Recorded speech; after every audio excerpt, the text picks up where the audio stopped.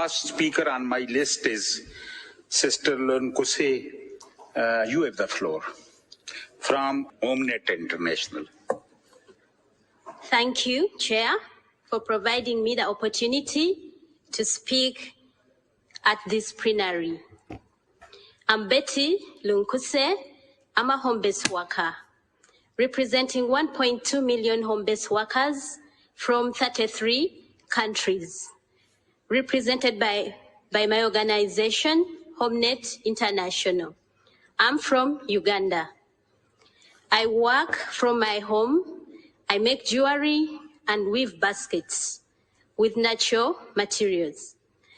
With my work, I have low carbon footprint than most of you here. However, I'm impacted by climate change more than many of you. In my country, the temperature have increased. There are flash floods and sudden showers, and the wetlands have been taken over by large companies.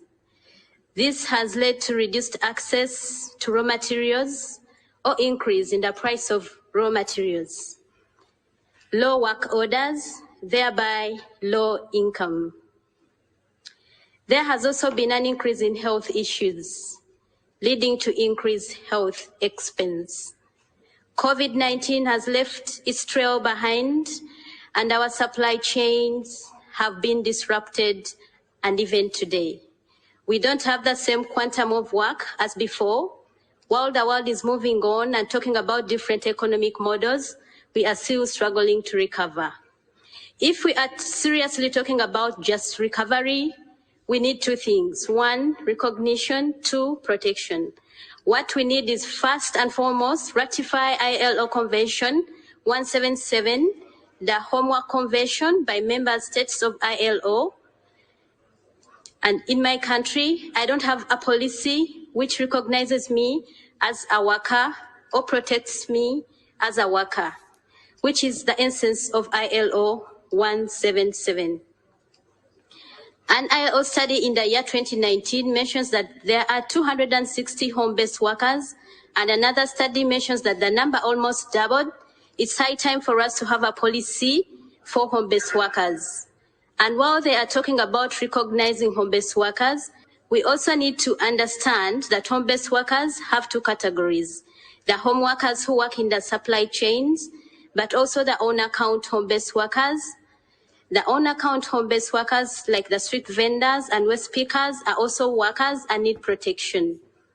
There are some common labor protection needs that we like to access, like maternity protection for all women workers, violence-free workplace, where workplaces include homes, as well as public spaces. There is an urgent need to ratify ILO Convention 190. I also want to add the home workers' access to labor protection. That includes piece rates that match the minimum wage, free workplaces, where workplaces include homes as well as public spaces.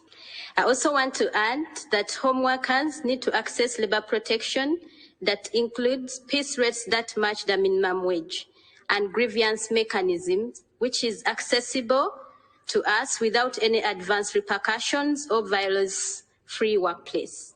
This year at the ILC, there is general discussion on just transition.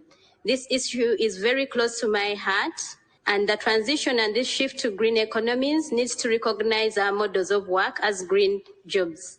Additionally, our models of work are the social and solidarity economy models, which needs support in form of policy support, investment, and skill training.